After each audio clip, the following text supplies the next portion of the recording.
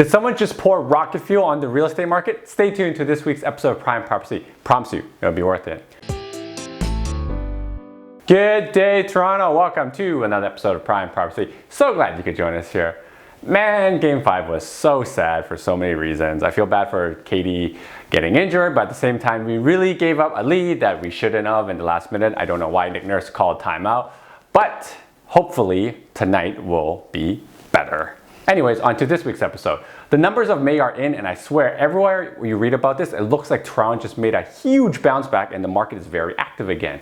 May was definitely stronger than what I would expect, and I've been very bullish on the market as of late too. So here's the numbers you'll be hearing and reading about. Sales are up 18.9%, about 9,989 transactions, that's almost 10,000, and the average price is at $838,000. Now, a lot of bears would argue that we should be expecting this because May and June tend to be the most busy months of the year when it comes to real estate. Now, while that is true, that doesn't change the sheer demand we are experiencing, and it shouldn't change you giving this video a thumbs up and subscribing to the Prime Property channel. Buttons right there, so you can continue spreading the awesome insight to everybody on this video. Now let's look at the months of inventory. Here's a chart from Richard Robbins. His team makes really great charts. Gotta give it to the man. Now, the reason we look at months of inventory is because it's a really good barometer of how healthy the market is. Now, we're sitting at 2 months of inventory. That means if there are no more listings from right now that come out, in the next 2 months, everything will be bought. And that is a very strong market, if you ask me. We're actually in a stronger market than we were last year and only slightly weaker than we were in 2017 when we had that foreign buyer tax get implemented.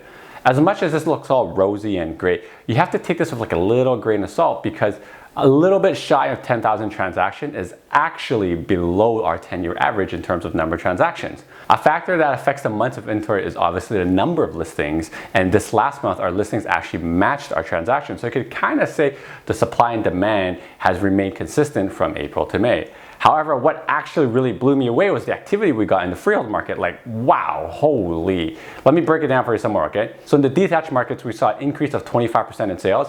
The semis also went up 28%, and the towns are up 23% from last year. That's nuts. Last year, only condos moved around this time, and now this is the first time we're seeing double-digit increase in transactions on freehold properties across all of GTA. That's 406 and 905.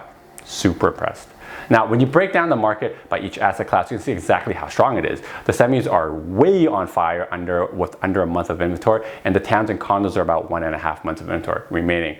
And the most thing that I want to point your attention to is the detachers have changed their months of inventory. I remember a few months ago we were talking about how it's just 4.5 months of inventory. Now we're about roughly 3.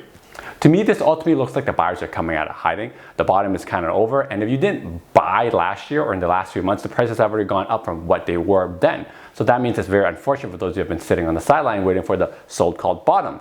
Remember, you can't ever really time the market. Now, the pricing for freehold property remains roughly the same. It's up about 1% for properties that are over about $700,000-800,000 or so. And for properties that are under, it's about up 3.5%. Again, a very good sign the market is getting stronger, but in a healthy way.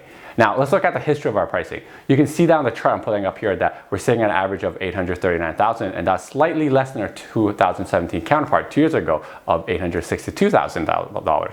The interesting thing is, if I shift that May stat to April, and I'll put it up for you so you can actually see the crazy fluctuation swing up of $100,000, and that's because in April of 2017, the foreign buyer tax was announced. That's why there's a huge dip. So to me, seeing prices close to the 840s right now is a very good sign. We're seeing a healthy 3.5% growth year over year, which is really good and sustainable.